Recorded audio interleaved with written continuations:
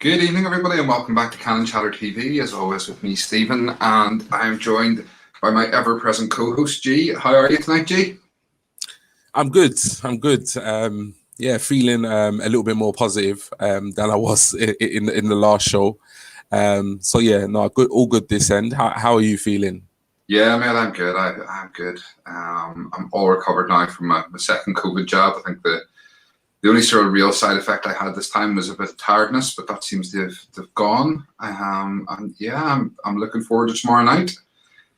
Obviously, a massive game for us, and it's a season-defining game. And it's, you know what, it's one to look forward to. It's going to be tough, but it'll be good. And we'll get into that in a wee minute. There's obviously a few other things that have gone on this week. We'll have a chat about. So I think we'll roll our intro and we'll get started. Arsenal have gone through an entire league campaign without losing. The first time it's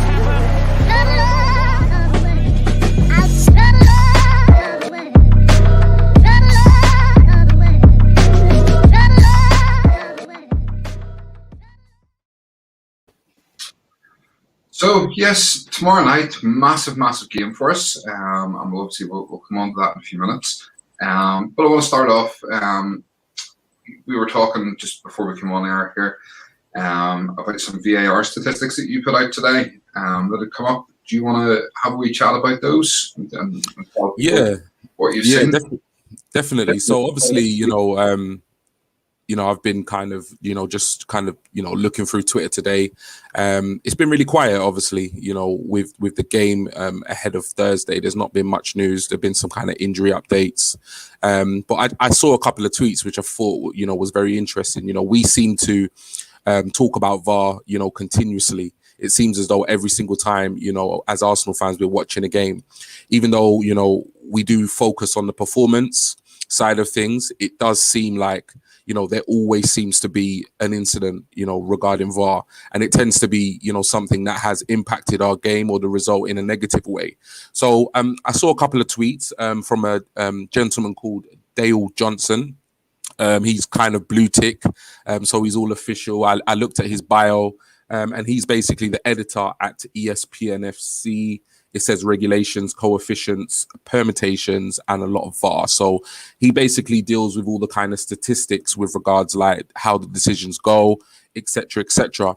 And what I found really interesting, which probably won't come to any surprise to any of us, is how we've scored in comparison to all the other teams. Now, obviously, with statistics, there are X amount of Premiership sides, and with stats, there's always going to be somebody who's sitting at the top of the stats, and there's always going to be somebody who's sitting at the bottom of the stats. But what is so interesting is that we have the fewest VAR decisions going our way, which is 2 all season.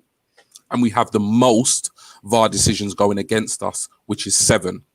So we're literally sitting at the top of, or I should say the bottom of those kind of statistics. So we've had only 2 decisions all season go in our favor, and we basically had 7 decisions, go against us, which is basically the most and the fewest across those 2 kind of statistical tables. So I must admit, I wasn't really surprised to see that, because like I said, since I've been speaking, it seems as though we're always talking about VAR in a negative way.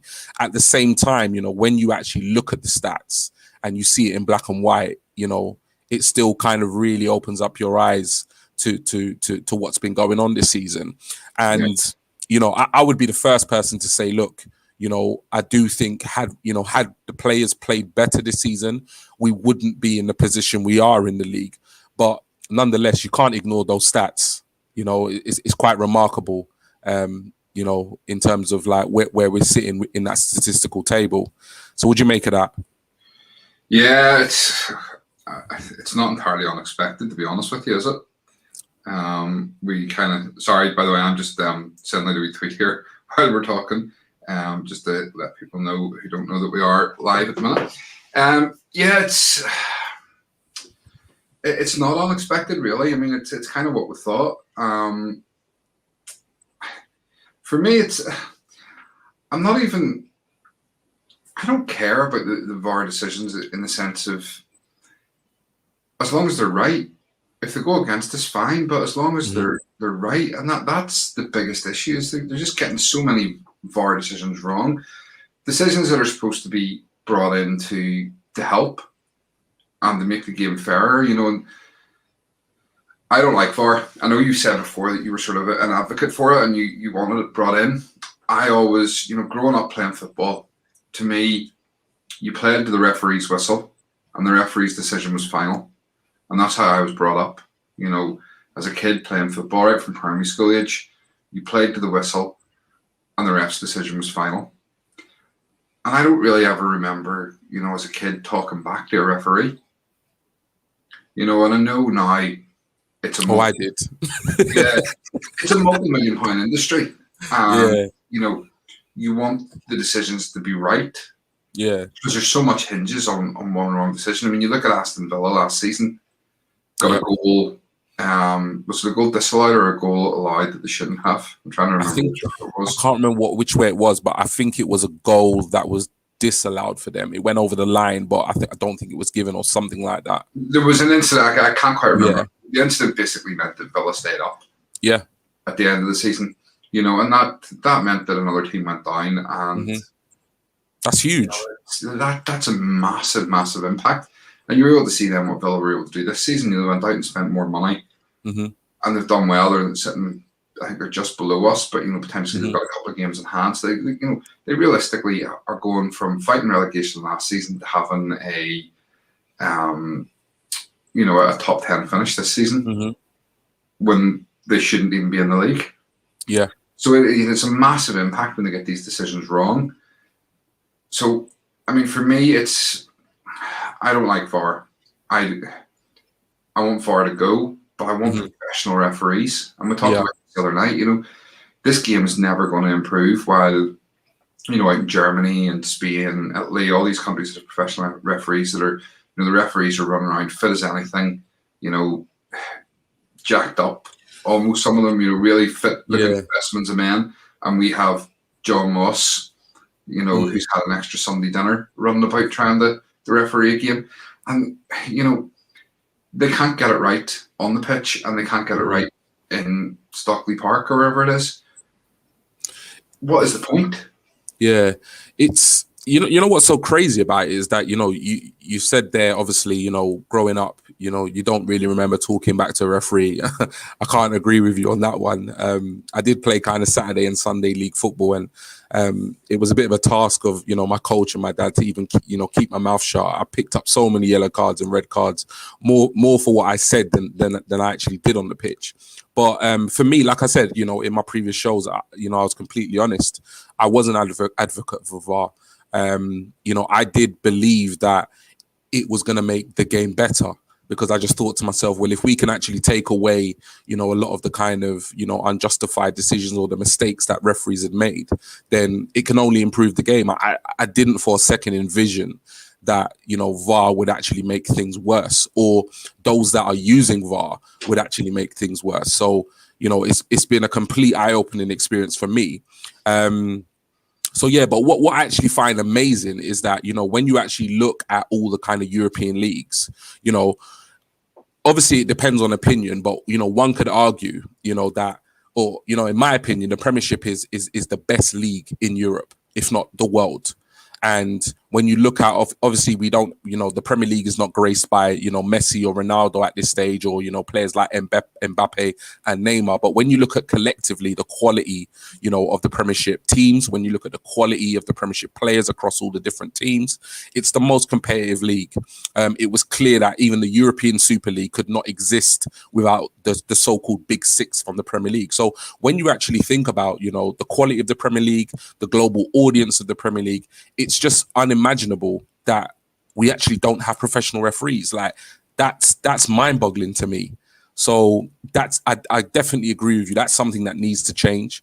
I think if the referees were professional, then there would be a certain standard, hopefully a huge improvement. So yeah, it's crazy to think the amount of money and the global audience that the Premier League has, that we don't actually have professional referees. It's crazy.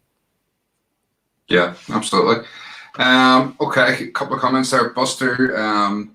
Glad to see you're still alive, Buster. Don't think there's any agenda or anything like that. VAR has been okay on the whole. Just the plumbers controlling it down there. Don't know what they're doing. Yeah. It is, but then the problem is, they're still going. Refs are going over the odd time to the side of the pitch. I mean, you've seen it for West Ham. The ref went over and actually looked at the pitch side monitor, and he still got sent off, and the decision got overturned. Yeah. No. Yeah.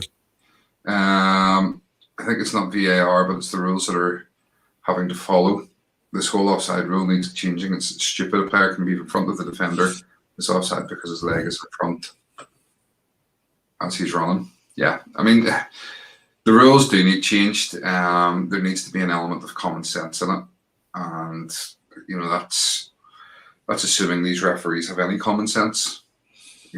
So yeah, the thing that really irks me though is that how many times this season have we sat and discussed the VAR decision that's cost us a game?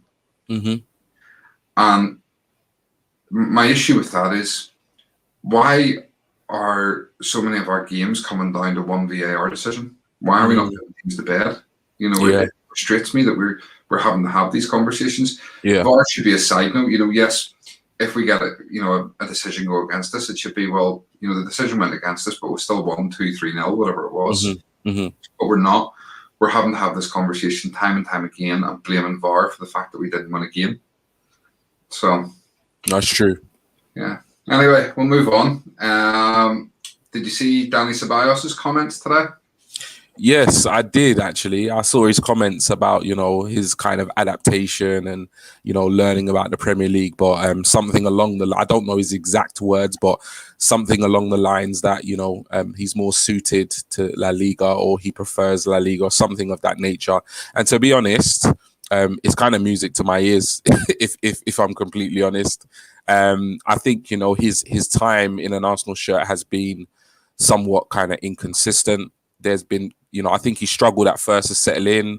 I think, when the season was kind of paused and the whole lockdown situation was happening, when he came back, he showed it, at the end of last season, he hit form and, he looked like a completely different player, but he just hasn't been able to kind of maintain that consistency. And for me, given the, for me, the biggest problem area with this Arsenal team is in midfield. We just don't have any squad depth there. And I think the quality is very, very limited. Other than Partey and Xhaka, I'm looking at the midfield and I'm thinking to myself, where are the options? Where is the quality? So not the best in terms of comments, but I think maybe he's come to a realization that his future doesn't lie at Arsenal or in the Premier League. And to be honest, me personally, I wouldn't be, too sad to see him return to Real Madrid. I don't want Arsenal to make his loan move permanent. So for me, disappointing really with those comments, to kind of go public. But the fact that if he goes back to Real Madrid, I won't lose any sleep over it, put it that way. What did you make of it? Similar sort of thing. I think it's clear, if you look at last season, he played well for 2 games at the start of the season. Yeah. And he just went off the boil completely. Then after lockdown, after they came back after the break, he started playing really well for that last sort of 8 to 10 games. And, that was what got him a second season loan. Mm-hmm. And this season it's been the same thing. He's been average at best. Mm-hmm. And he started to pick it up a wee bit in the last couple of games. But for me, it's too little, too late. He's not consistent enough, and he's, we're not going to get him for a 3rd season on loan, and I wouldn't be going spending 25 million on him. No chance. We could get better players than that.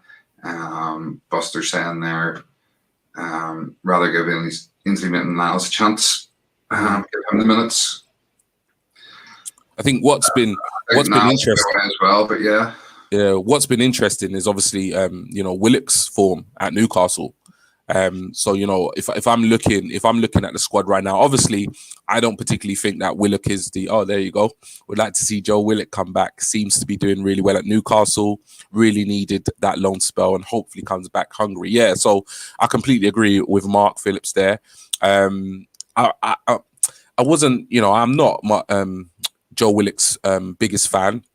I think he showed a lot of great potential in and around the first team. I don't think he's massively taken the chances he's had some really good games in the Europa League, but I think the loan spell has done him wonders. I think he scored 7 goals this season across all competitions, and I think that's more than our entire midfield combined. So it just kind of makes you wonder, really. So if it was a choice between signing Tobias for 20-25 million, or just bringing back Willock and having him in the first team, I'd bring back Willock. Don't get me wrong, we need more than that, in midfield. I've highlighted on many shows that, in my opinion, the midfield is where we really are lacking quality. But at the same time, if it's a choice between Tobias and Willock, I'd rather give Willock a place in the first team than him. Yeah, I mean, to be honest with you, I don't really want either. Yeah. I think that's being completely honest. Do you know what it is? I don't think, excuse me, I don't think that Willock, we're not going to win the league with Joe Willock in our midfield. Can't dominate games. We're not going to win the league with Xhaka in our midfield. Mm-hmm. We're not going to win the league with Bellerin at right back. Yeah. And it's that thing of the sentimentality of, he's a heel end graduate, so we should be, thankful we've got him. And you know what? It's great that he's a heel end graduate and he will make a good mid-table Premier League player. But we don't want to be a mid-table team. We are a mid-table team, but that's not what we want to be. Mm-hmm. We want to be a top of the table team. And with players like Joe Willock are not going to get us there.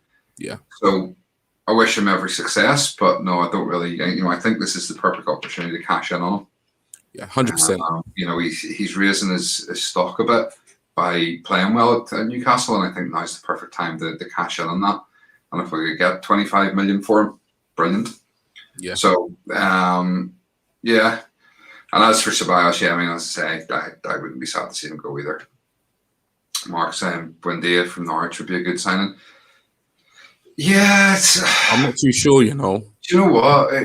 For me, the jury's out on him. Yeah, he's having a fantastic season in the Championship, but it's the Championship. And I know people say, well, he did it the year before for Norwich in the Premier League, and he did create a lot of chances. And it's a difficult one. For me, there's something... He's 24 now, and nobody's taken a chance on him before. No top level clubs taking a chance on him. He's not an Argentinian international. As far as I know, he hasn't even been called up to the senior squad. So, again, is he really? Is he Premier League winning standard, or is he? Don't get me wrong. I certainly think he would improve us in some areas. But again, is he top 4, or is he just someone that's going to come in and help us get a Europa League spot? He's an attacking midfielder, right? He can play wings, attacking midfield. Yeah. Like, I think for me the question is, would you play him over Smith Rowe? No. And for me, then we're basically going to spend 40 million, 50 million, or whatever Norwich want, 30 million for a squad player. Like, it just doesn't. For me, he's not the answer. He's not the answer for me. I think eventually, yes, we want to be spending that sort of money on squad players, but at the minute we have too many starters to fix. Chris, I would bring back Willock, but I like to see a true world-class central midfielder join in the summer to partner Partey. Yeah, and that is the very comment there. A world-class central midfielder to partner Partey. And all these people that go on about how Xhaka is great and Xhaka is this, that, and the other. Everybody, I'm not saying this about you, Chris, but I'm saying that all these people are also saying we need a great midfielder to partner Partey. So, make your mind up, people. Mark or the Brighton lad, Basuma, quality player. A good player. I watched him the other night. He's a decent player. I think him and Party could be good in midfield together. So that would be a good combination. All right, we'll move on. And I suppose we can't really go through this stream without talking about the Cronkies and Daniel Ek and what's going on there. So obviously, the Cronkies issued their statement yesterday, and I'm sure everybody's seen it. But for anybody that hasn't, it says in recent days we have noted media speculation regarding a potential takeover bid for Arsenal Football Club.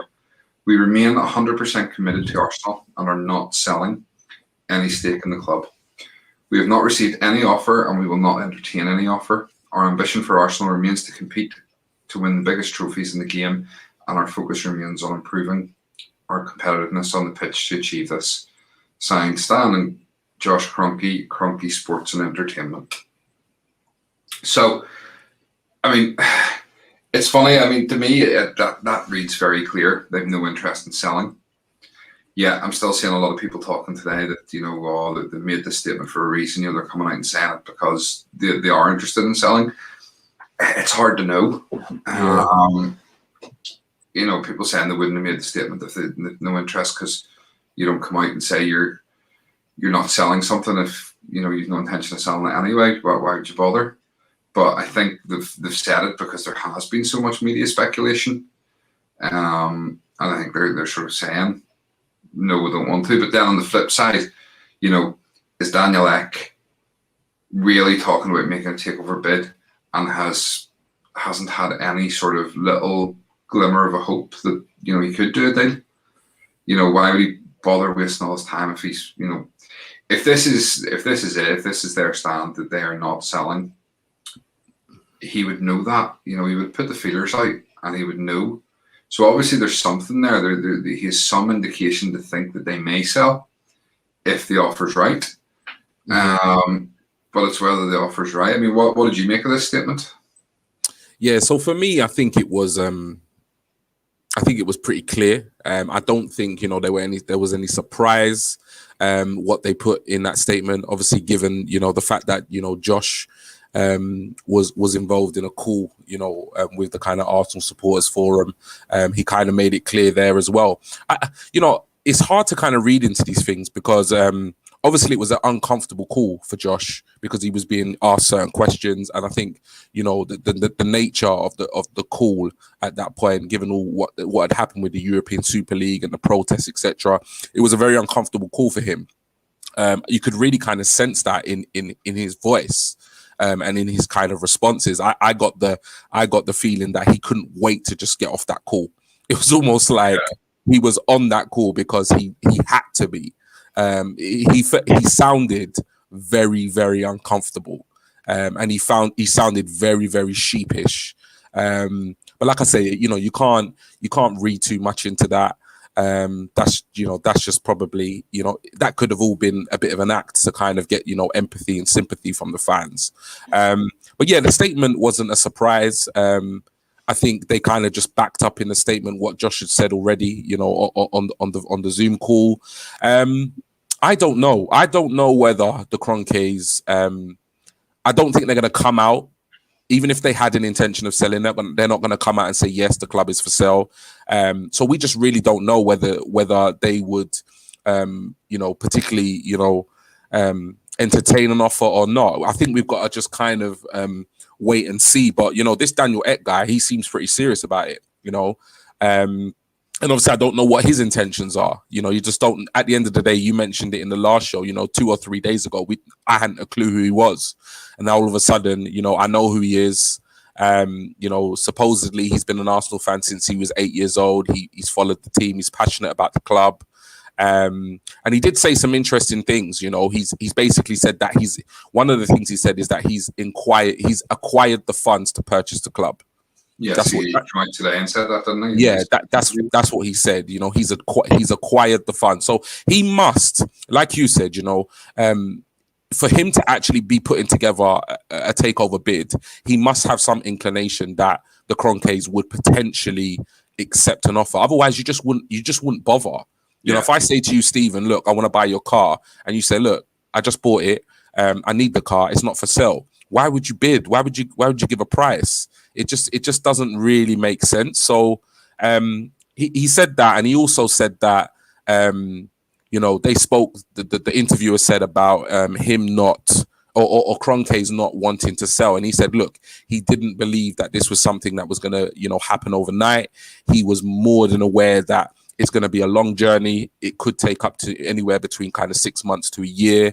So, yeah, it just depends. It'll be interesting. In a way, I'm kind of not too sure about his intentions. Obviously, none of us are massively, over the moon about the Kroenkes so far. And I just think to myself, is it really the answer to just, switch from one billionaire owner to another billionaire owner? Is he going to be any better than the Kroenkes? So it's kind of uncertain times, really. And I think it's not for him, it's probably the best time because obviously the fan base is very annoyed and very kind of unsettled. But at the same time, we've got a massive transfer window this summer. And, if a takeover does happen, it could be really bad timing because, how are you going to push through a takeover and then have all the plans in place, to then go into the summer transfer window, And then on the flip side, this takeover bid could actually push the Kroenkes into actually showing their ambition and actually taking their wallet out this summer and spending some money. So who knows? Who knows what's going to happen? Yeah. So Mark's saying there, Daniel Ek, 1.8 million bid incoming. Come on down and get that checks out. Massive Arsenal fan as well. Yeah. Chris, Mark, I think you will need more than 1.8 to get them to sell, probably near 3 billion at least. Yeah, I mean, I'm with you on that, Chris. This figure of, I've heard that as well, 1.8 or billion. When you consider Kroenke spent just over $1 billion to acquire the club. Yep. Over the years, and they've never sold a single share in any one of their sports franchises. I know. Let alone the entire thing. Mm-hmm. Why do we think, 1.8 billion profit? Mm-hmm. I can't see it. I think you're talking 3 billion, possibly even 4 billion. Mm-hmm. I think not that the club's worth that much to on paper, but I think to Kroenke it's I'm sure you've heard the term from other people. It's sort of the jewel in the crown. That and the LA Rams, those are the jewels. So for him to give that up, it's going to take some offer. 1.8 billion is not enough. No. So you're talking 3 to 4 billion just to acquire the club. Now, as I said, it's not coming out of his personal wealth. People talk about how much he's worth. It's not going to be coming out of his personal wealth. He'll have arranged loans, probably against Spotify. And I think he's not actually the sole owner of Spotify because it's a publicly traded company. But against his share, and the company itself is worth around about 70 billion. So I think he owns it's around about 10%. I think he still owns. So there's another sort of 7 to 10 billion that he has, that he can leverage loans against. Chris, I still think it's a PR move. He looks a hero if he buys the club, but also if they don't sell, he can play on the at least I tried bit. So getting fans on his side. And I'll disagree with you, actually, Chris. I don't think it's a PR. At the start I did, but the more I've looked into Daniel Ek, the less I do think it's a PR stunt. He's not one known for, publicly commenting on anything. This is why we're really finding out the guy's a massive Arsenal fan now, because he's never really publicly come out and said it. He doesn't look for attention. And from all accounts, he doesn't like to be the center of attention. So, why would he all of a sudden be a PR stunt? And I know you could argue that, he's trying to sell the Spotify shares and stuff like that. But Spotify, everybody knows Spotify. Spotify's doing well. He doesn't need to come out and promote it. So I do think there's genuine interest there. I do. But I just don't know that the Kroenkes will ever sell. And I don't know if he's got... Yeah.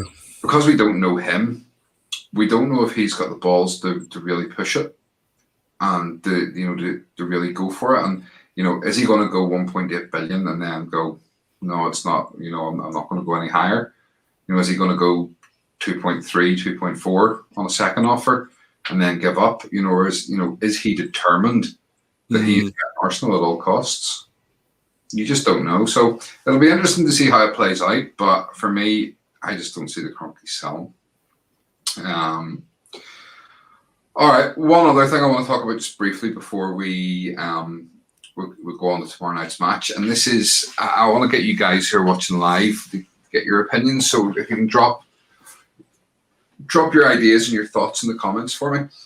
I've seen obviously so much talk of, and we talked about it the other night, this whole thing of the government looking at this idea of 50+1, and the Arsenal Supporters Trust (AST) are really pushing this agenda as well and trying to have fans on the board and stuff.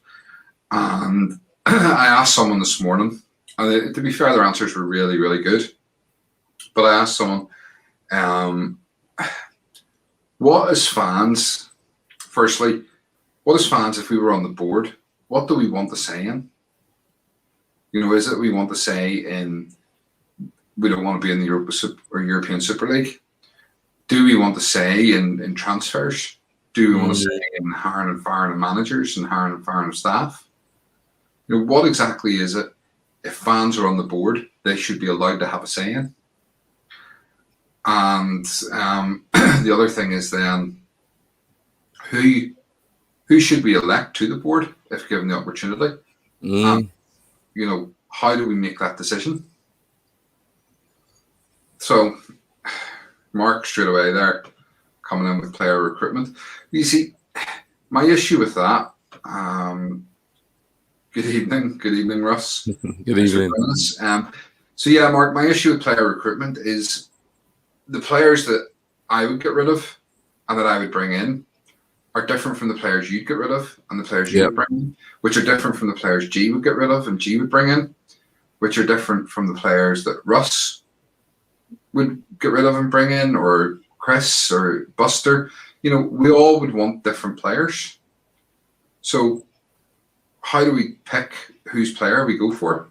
How do we pick which players leave? Based on our own opinion. Like for me, I'd get rid of Xhaka. He may turn around and go, well, no, actually, I'd keep Xhaka. I know he wouldn't, but I'm using that as an argument. So then how do we decide? Right, well, Xhaka stays or Xhaka goes. It's. I wouldn't. Me personally, I think if we were, one of the questions in terms of how would we elect the fan, for me, I wouldn't have a Scooby-Doo how they do that. I guess it would have to be some kind of campaign. Fans who would want to do it would have to kind of register an interest, kind of have maybe a kind of campaign where they kind of put across like policies or visions and etc. But player recruitment wouldn't be an area that I think the fans should have a massive say in.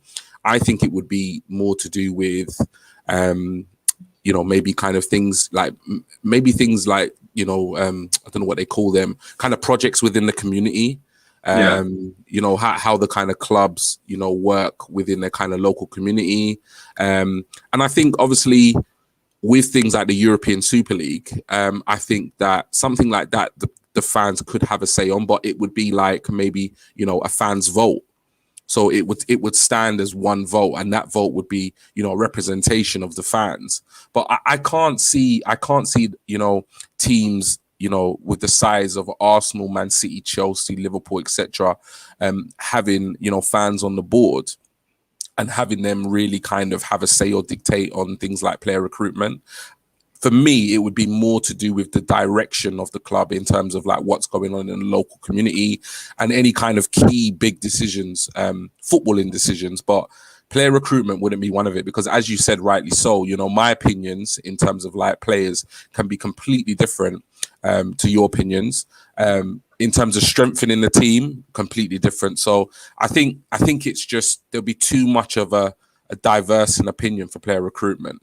Yeah. So just a couple of comments then. So obviously we'll just go back here, Buster.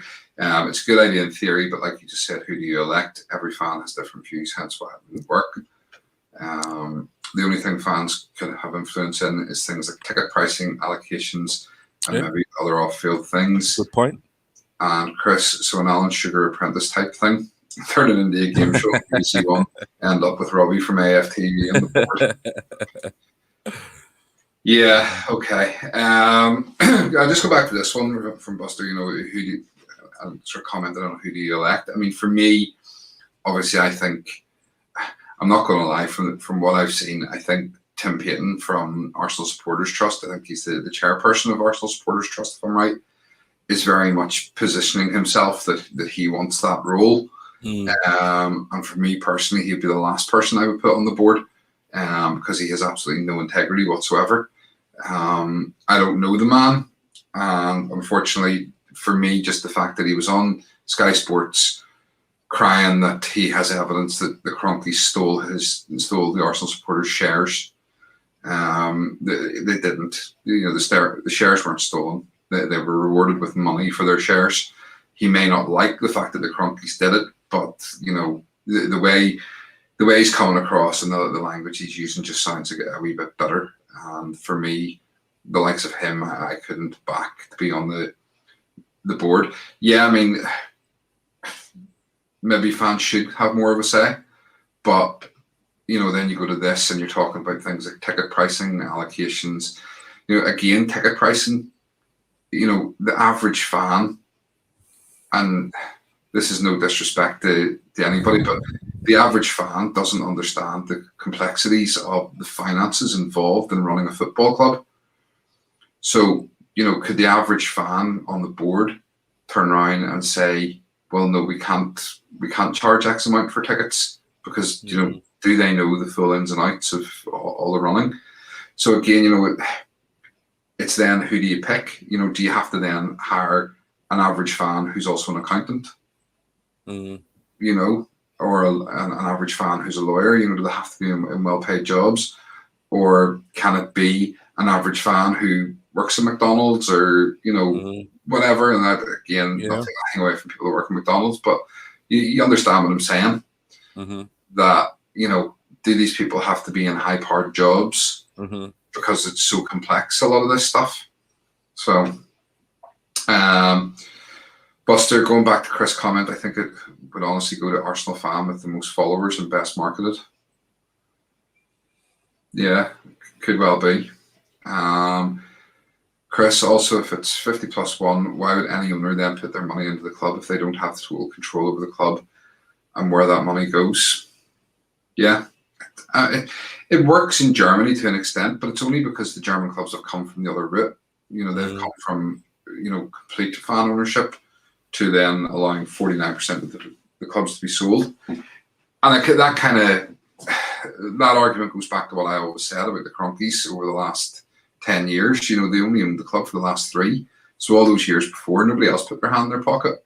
And if we go to, you know, this is the thing, the issue with the 50+1 model is that you've got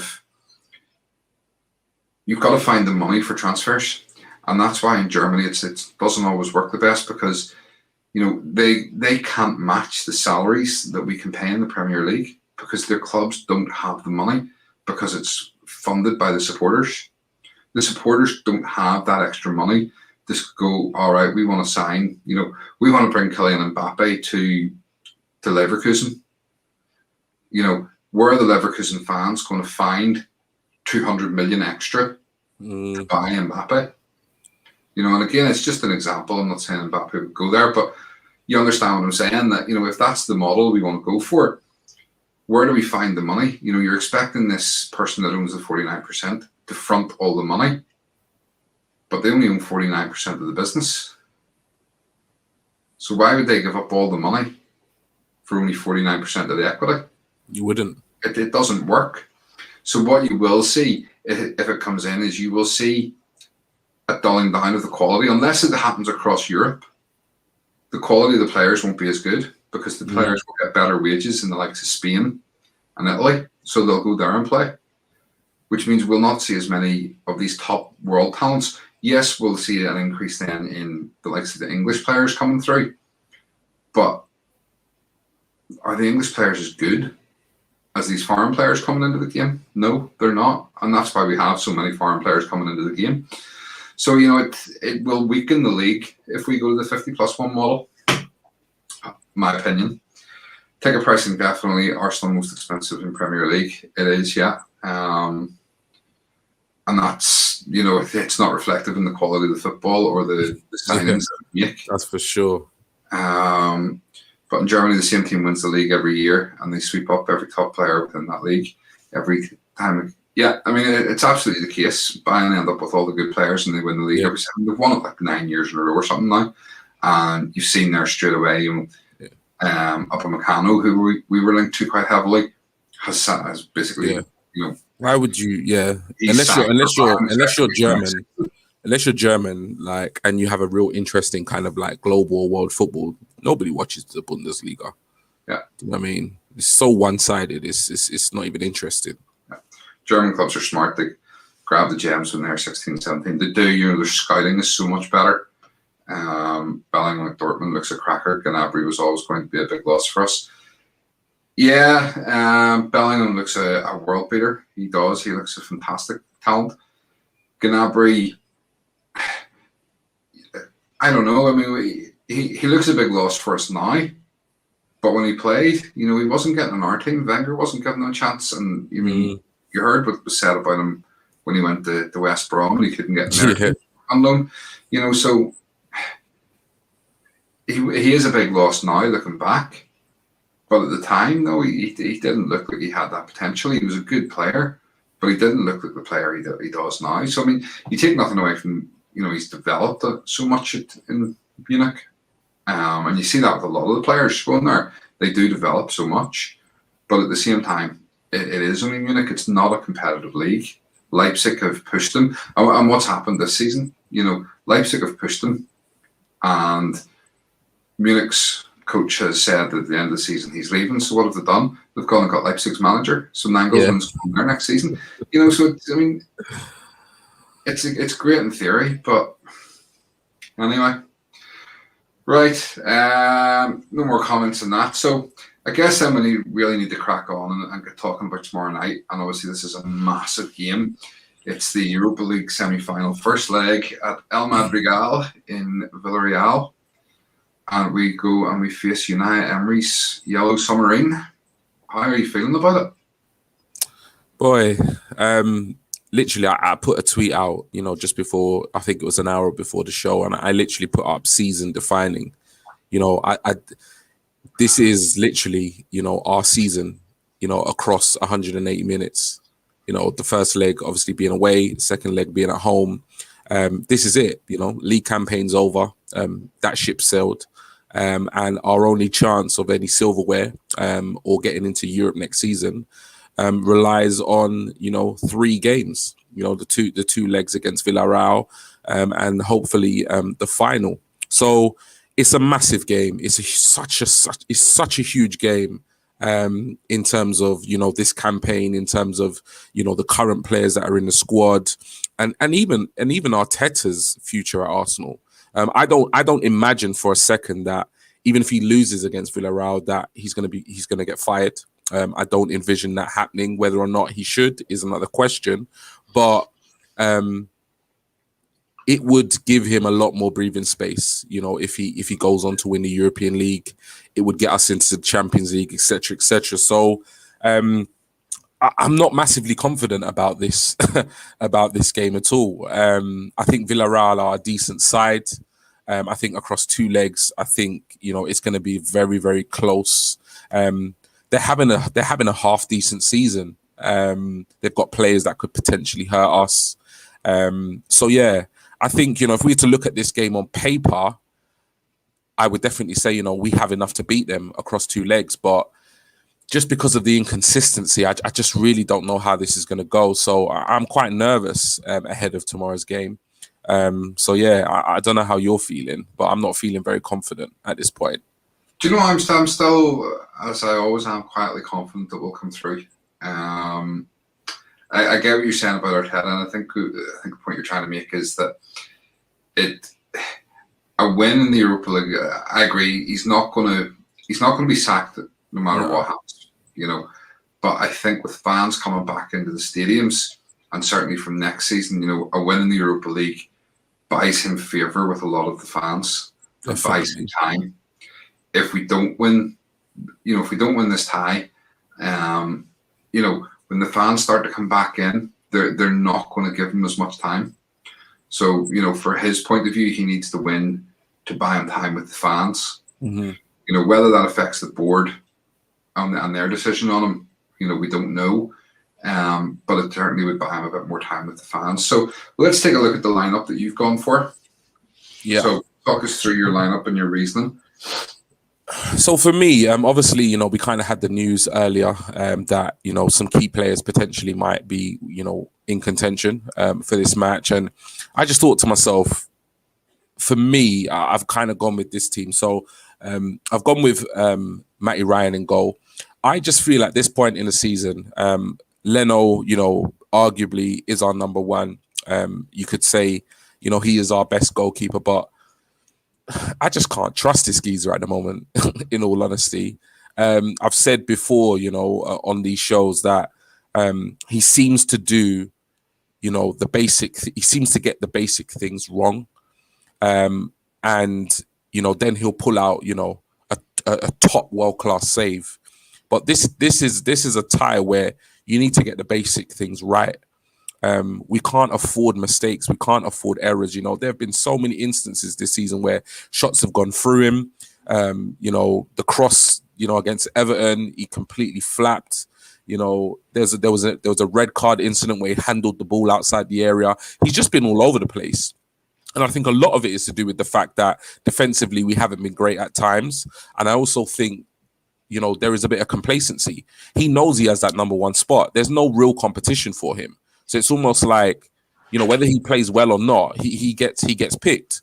So, if it was up to me, I'd drop him. Because I think he needs to lift his game. I've had enough of his mistakes, his errors, costing us points and costing us games. So for me, I'd put Matty Ryan in the goal. The only 2 times I've seen him, he's looked solid. He hasn't put a foot wrong. And I think we need a goalkeeper, in this game that is going to do all the basic things right. He's going to be absolutely reliable. He might not be ability-wise a better goalkeeper than Leno, but he's going to get the basics right, and we can't afford to make any mistakes. So I'm going to give Matty Ryan the position for this match. For me, obviously, we heard that Tierney was potentially fit. I think, if he is, in contention and he can start, we've got to start him. We have to play our best 11 in this match. Forget the league, forget the match on Sunday against Newcastle. It means nothing. This is our season. So for me, Tierney should start if he's match fit. Hopefully he is. What I don't want to see is Xhaka playing left back. I really don't want to see that. And if I see that, I don't know. I really don't know what my reaction is going to be. In the left centre back position, I'm going to pick Mari. I think, although I love Gabriel, and I've said many a times, I think he's going to be an amazing defender for us. Out of the 2, Mari is looking the most comfortable, the most on form at the present moment. So his composure at the back is what I'd be kind of looking for in this game. So he'd get the nod for me, over Gabriel. Holding is our only right centre back option at the moment, even though it's looking like David Luiz is on the mend. He's back to light training, but he's not going to be ready for this game. And I think, as you said, and as we both said in previous shows, it seems like Holding and Mari are a pretty decent centre back pairing. So I think having them 2 at the back is probably the best option for this game. And at this point, Chambers is our best right back. He's been in the team. He's being picked for all the bigger games. And I can't really see anyone starting at present over him. I really can't see any logic in picking Bellerin at this point over Chambers. I think Chambers, is performing pretty well in that right back position. I don't think he's a long-term solution, but given this game and obviously it's happening now, I think we've got to go with him. In the midfield, I think we've got to pick our best 2 options, and our best 2 options at present, is Thomas Partey and Xhaka in midfield. I can't see starting anybody else. I can't legitimize starting El Nene, Ceballos, or anyone else. So for me, they're our best two options, and they have to play in the midfield. In the number 10 position, I was really kind of stuck really between Odegaard and Smith Rowe. It's likely that probably Smith Rowe will play because I don't really know what the situation is with regards to Odegaard's fitness. But for me, this was just a gut instinct, a gut feeling. I just think it's a big European night, and I think I just have a kind of good feeling about picking Odegaard for this match. I think the magnitude of the game, the fact that it is kind of La Liga opposition, I think that could kind of play a part in my decision for picking Odegaard. So for me, it's just a personal choice. I can understand people disagreeing with me and playing Smith Rowe. He's had a great season, but given the fact that we're playing away at Villarreal, La Liga side, he knows his way around playing La Liga sides. He would get the nod for me just for that. On the right hand side, it's hard to pick between Pepe and Saka. Saka's had an amazing season. Pepe has had an on and off season, but in moments, he looks playable at times, but just not consistent enough. So I think Saka is our best option, and I can't really see beyond playing him, in the right forward position. With the other two forward positions, I've made, it's been no secret that I've not been Aubameyang's biggest fan this season. I think, his form has been the complete opposite of what it was last season. He's not been consistent. He's not performed. He's not stepped up. And, there have been some personal issues with regard to his mum.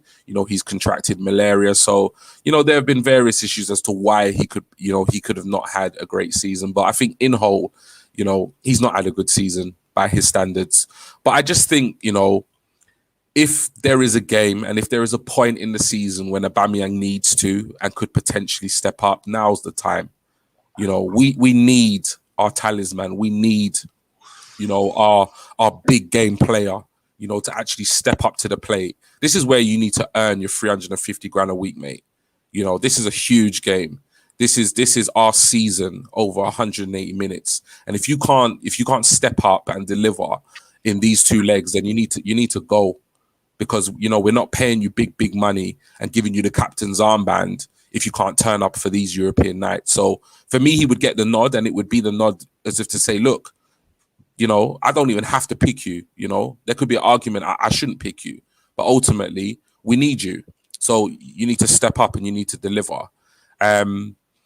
Up front, obviously, Lacazette is another player that's, in contention to start. We don't know if he's match fit, but if he's even close to match fit, you have to play him. He's had a phenomenal season. He is our top goal scorer.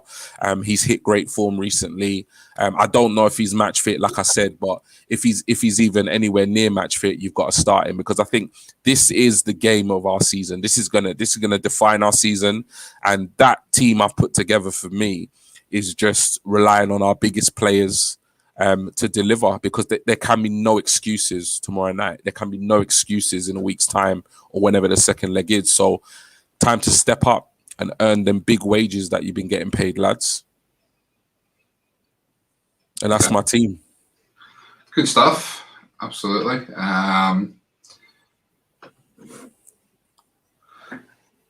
Don't waste the tweet. Hello, Stephen and G. Just starting. Just starting about 53 minutes ago, but thanks for joining us. Stay on with us anyway until we finish, and then sure you can watch the first 53 minutes again after. Chris, I think the team picks itself. Leno, Tierney, Louise, Gabriel, Bellerin, Xhaka, Partey, Aubameyang, Odegaard, Saka, and Lacazette. Okay. Yeah. It's hard to sort of say no to any of these. I mean, it's the thing. There are some of the positions, you can go, yes. We have a couple of players there that are average. Unfortunately, we don't have a lot of world-class players. So we'll have a look at my team. And as always, sort of what we're doing now is G's team's more to sort of what he would like to see. And for the most part, what I would like to see as well. And what I tend to do is I pick the team that I believe Arteta will play. Sorry, just a quick one there. Laka and Oba. G. Guess you think Oba is itching to fill up his shooting boots. He's got to deliver. Big Yeah. night like this, he has to deliver, and if he can't deliver, we need to move him on. Like if we can't pick Aubameyang at this point in the season with this game being such a, I agree with you.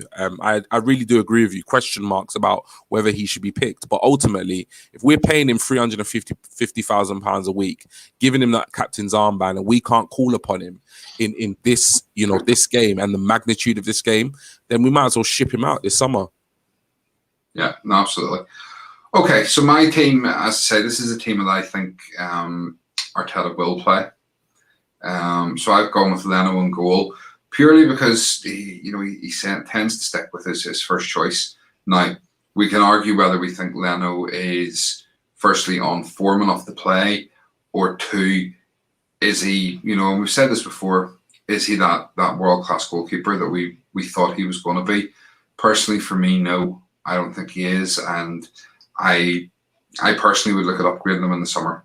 That's just my own feelings on it. Other people are he's a good keeper. And to be fair, he has pulled out some world-class saves. He's pulled out a lot of Hollywood saves. As I would call them, the big dives and stuff that he maybe didn't need to do, but he has done some world-class saves. So for me, I think he still picks Leno. I agree with you, G. Just haven't seen players perform and Arteta calls on them. Absolutely. Yep. So then I don't know why, I just have this feeling that Bellerin's going to play tomorrow night, and it hurts me. It really does. I know that. Must have hurt you to write that name. It hurts me to spell it correctly, but I have to for the integrity of the show. If anybody wants to know, my affectionate nickname for Bellerin is Bella Bin, but I'll withhold from saying that. Then I've gone for what I believe he'll go for, which is Marion Holding in the middle. They seem to be the best centre-back pairing, and I do think that's what he'll play. I think he's going to continue this ridiculous charade of playing Xhaka at left-back. Ethan Anthony, big up lads, massive game tomorrow night. Absolutely. Absolutely it is. So I do believe he's going to play Xhaka at left back. I think it's too soon for Tierney. I know there was talk of Tierney being back and stuff, but I watched a 20-odd minute video today of Arsenal training, and I didn't actually see Tierney in it. So whilst I think he is back training, I don't know that he's necessarily training as hard as others. So I just think tomorrow night is probably a wee bit too soon for him. So I don't think he'll play, and I do think Xhaka then will play at left back.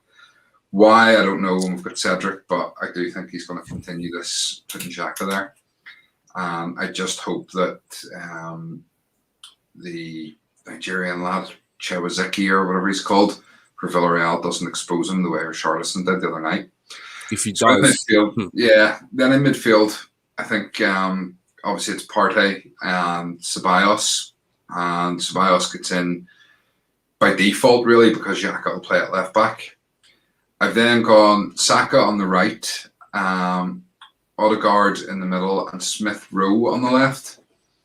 He seems to like this idea of playing Smith Rowe and Odegaard because they can obviously, there's a wee bit of interchange there with them. And Smith Rowe could obviously play on the wing.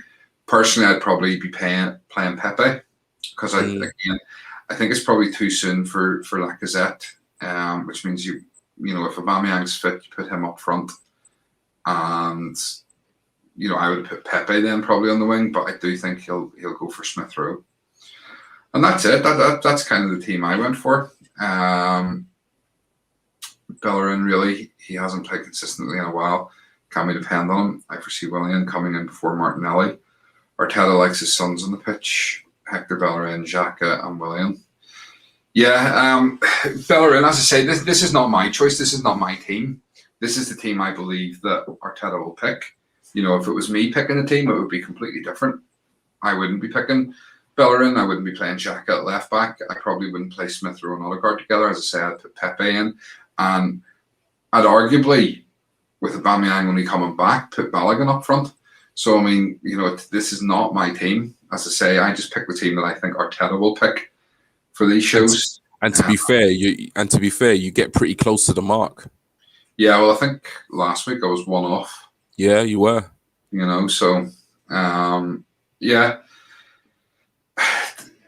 As I say, it's not what I want to see, but we have to be realistic. And, you're right when you say that, Arteta seems to rely on some of these players. And the thing with it is, obviously the sort of tongue-in-cheek comment there about Arteta likes his sons on the pitch. And I've heard that before. Obviously, people sort of referring to Bellerin as his son and stuff. I think the reason he kept Bellerin was because he wanted someone who was close to him on his side when there was the issue with the likes of Ozil and stuff who were going to cause a problem. And you've seen now that they've gone, he hasn't been playing Bellerin. And, it's quite obvious that Bellerin's going in the summer. So I think we have to kind of let that one go a little, that, he's picking Bellerin because he's his son. But he does tend to have a reliance on some of these players. And the same with Willian. He picks Willian in these games when everybody's sort of going, why? And we don't understand a lot of these things that Arteta does. And, you'd love to sit down and have a conversation with them and just say, why do you play these players? But anyway, hello, Anthony. Chris, I do think Ob is better on the left. Each time he's been central, he seems to get lost in games and doesn't really affect the team as much. To be fair, Ob doesn't really affect the team unless he's scoring goals. Yeah. And that's the reality of it. Yeah. It's a sad reality, but if he doesn't score, he doesn't do an awful lot more. I think he's better on the left myself, but again, there's a clamouring for him to be playing up front, and we'll see. I think that's where I'll play tomorrow night. So, score prediction time. We have one score prediction. Guys watching live, drop your score predictions in now for us. We have Mark has predicted a 1-1 draw, and currently a 1-1 draw is at 11-2. This is a new thing I'm trialing tonight. Give you some odds after score predictions, just for a bit of fun. So the rest of you, drop your score predictions in for me. Buster, Leno has to play. May not be world class, but miles ahead of Ryan in quality. Okay. Ryan, 2-1 to Arsenal. 2-1 to Arsenal would currently get you 10-1 odds.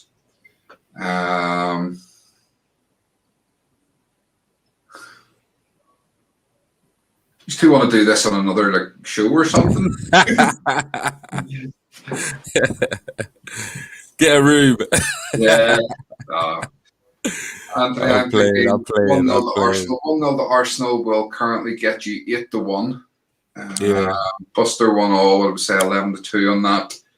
2-goal lead for Arsenal. Don't trust them at home. Yeah, I mean that's the thing. We need to win tomorrow night because our home form is so poor.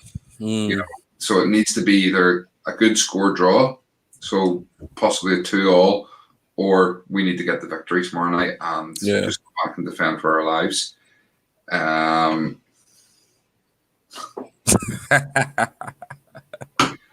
Brilliant. G, what do you reckon? What's your score prediction? Yeah, so we spoke about it, a little bit earlier today when we was kind of talking about the game. For me, I think it was Mark Phillips who put the score line up. I think it was Mark Phillips. So yeah, I'm going to agree with Mark. 1-1. Mark I think both going with 1 also. And Buster as well. So I think it's. I'm very nervous about the game. Obviously, given the fact that this game defines our season. So yeah, I'm gonna go for a tight affair. Kind of looking at Villarreal, they're quite difficult to beat. Even though they've lost quite a few games, they draw a lot of games, and I can see this being quite a tight affair. So I'm gonna go for a 1-1. I'm not massively confident.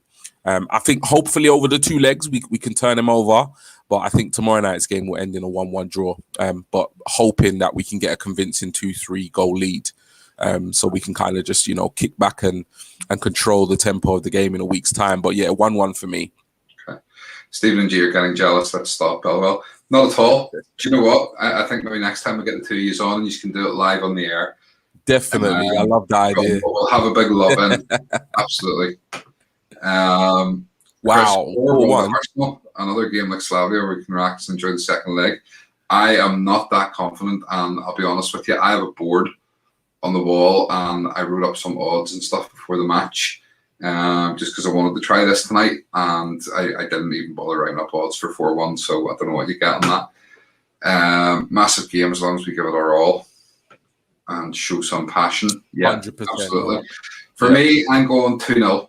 I think we're going to come out of it with a 2-0 win. They have a good team. They have some real good defenders and stuff. Torres and is it Arbeloa or Alaba, or I'm trying to remember who it was. Can't remember off the top of my head, but they do have some good defenders. They have some good players, but I do think we've enough to beat them. And I'm saying 2-0, take them back to the Emirates, be tight there, but I think we'll come through. The funny thing is, Villarreal are actually favourites tomorrow night. Wow. Brett's going for 0-0, which would get you 9-1 currently. Villarreal are favourites at 6-5. At 29-20. Villarreal. The draw is 12-5, and Arsenal 15-8. However, to qualify, and this is the one that really gets me because our home form is so poor. To qualify, Arsenal are 8-13 favourites. So it's strange. But I think, I do believe overall we should win this. We should win the tie. I think we've enough in us to beat them.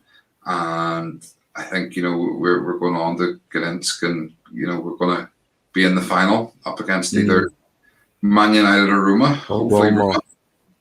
Let's hope Mkhitaryan can do us a favour and beat his old team. One of his old teams, and then lose to his other old team in the final. All right. That's kind of it. If you guys have any other questions or comments you just want to throw in, drop them in the comments now. And while we're waiting, G can do his famous roundup. No problem. Yeah, no problem. So obviously, thanks guys for tuning in, interacting with us as always. You can follow us on all our socials. So we've got Facebook, which is @CanningChatter. We've got Instagram, which is @Canning_chatter. And those of you who use Twitch, I can't say I do myself, but we do have an account, which is Canning Chatter. Most of you know us from our Twitter accounts and our official Twitter account, which is @Canning Chatter. And obviously, you'll see us kind of interacting with you guys on our own personal accounts. Steven's account is @SB Canning Chatter, and my account is G Rant Arsenal. Formerly known as G Talks Arsenal, just how I'm feeling at the moment. Most importantly, if you do, watch the shows, you like the content, then, please do make sure that you do subscribe, you turn on those notifications, and you do hit the like button for us. And I think other than that, nothing is more powerful, than social media. And I think the only other thing that is more powerful is just word of mouth, having conversations with your fellow Gooners. If you know any Arsenal fans that might be interested in tuning into the shows or catching up with our content, please feel free to have those conversations. The more the merrier. So, yeah. Thank you. Okay. One quick one. And I don't really want to do this, but we've been asked. I've had a few private messages from people asking about, contributing to the show, because obviously we don't have a massive subscription base and stuff, so we can't monetize the channel or anything like that. And I'll be honest, we've never got into this for money. But we have had a few people ask, about merchandise. Firstly, about the Canning Chatter hoodies and the mugs and stuff, and also about donating to the channel. So we are looking into the sort of merchandise, but if you do want to make a donation, and we will never ever ask people for money, we will never do it, but I've been looking around trying to find the best way. And actually, Anthony, if you're still on, thanks to you, because I spotted this on your channel yesterday, and I completely read it off, but there's a site called Buy Me a Coffee, and there's a link in the description below that allows you to go on, and you can click on the link, and it allows you to essentially buy us a virtual cup of coffee. And in essence, it allows you to donate to the channel. And what I would say is if anybody does donate, the money will only go towards the ongoing running costs of the channel. And obviously, if there was a lot of money starting to come in, it would be used for upgrading the channel. And, it'll always be used for the channel. It'll never go into our pockets. As I say, we didn't do this to make money. We did it because we love Arsenal, and we love talking about it, and we love talking to you guys about it. And that is probably the only time I'm ever going to mention this. So I just wanted to do it because, as I say, we have had a couple of people asking us. To us, it's more important to, like the stuff, share it, and subscribe. And that way we'll build a following, build a base, and, we'll be able to improve things from there. We have some great ideas for stuff coming up. Anyway, so, yeah, keep tuning in. Right, last few comments before we go. Personally, I would prefer United in the final. We seem to have the edge over them each time we play them. We do, but then Arteta this season has a knack of destroying records that we've held for a while. So, he's got his own record against United. Lose that in the final. I'd prefer Roma, personally. Yeah. Always tweet ESR party midfield too soon. Do you know what? The only issue with it is that when you're playing two in the midfield, the idea is technically, it should be two strong midfielders. Yeah, like a pivot. And I'm not sure Smith Rowe is strong enough for that position yet. I think he needs another couple of years to sort of really bulk out a wee bit more. He's very light. I like him in the 10. So, yeah. Pepe off the bench to push the lead to 2. Yeah, I mean, for me, Pepe has to get on at some point. Yeah. The nice thing with the Europa League is you've got the 5 subs, so, we have the opportunity for whoever we go for. If the lineup is as I've predicted, you still have then, potentially Lacazette coming back. You still have Pepe, you have Martinelli, you have Balogun. You suddenly good options right there. Good attacking options there to come off the bench. Sort of later into the second half, tiring legs and get at the defence. So, yeah, Pepe for me has to get on at some point. If he doesn't start, he has to get on at some point during the match. Brett, I'd 100% get merch. No problem. We'll keep looking into it. Cheers, Brett. What in particular? Is it the hoodies or the t-shirts or the mugs or stuff we haven't come up with yet? It's got to be Roma. Ollie doesn't win semis. Yeah, it's got to be Roma. Let's hope so. I want to play Roma in the final. I do. Yeah. I don't want United. Because it would just be like United to finally get that result against us. Chris, what did you think about Wenger's comments that he would help out if the guy did buy the club? Do you know what? I'm all right if it's an advisory role on a short-term basis. I don't. Much as I love Wenger and loved what he did for the club, he did stay a little too long, and he was glad kind of when he went. I don't know that I'd want him back in a full-time capacity. I think we need to move on from that. We've had the Wenger era. We had him for 20-odd years. I think it's time to let him go. Same way a bit with United have Ferguson. He's still about the club. And he still talks about things and stuff, but he's not heavily involved. He does the odd advisory thing with them. I'd be happy enough with that, but I wouldn't want him there on a full-time basis. What about you, Jay? Yeah. Again, obviously, love Wenger. But at the same time, for me, it could only be like an advisory role or kind of like an ambassador for the club. But yeah, I do think, there comes a time when, a club moves on, and you kind of got to just, branch out, and it's got to be a new chapter. And so I'm a bit 50-50 with Wenger's involvement moving forward with Arsenal. I think, it would be nice for him to be involved in some way, but I feel as though he's left now, and I think we got to kind of got to move into a new chapter of Arsenal. So Not too sure about that, if I'm completely honest. Yeah. Okay.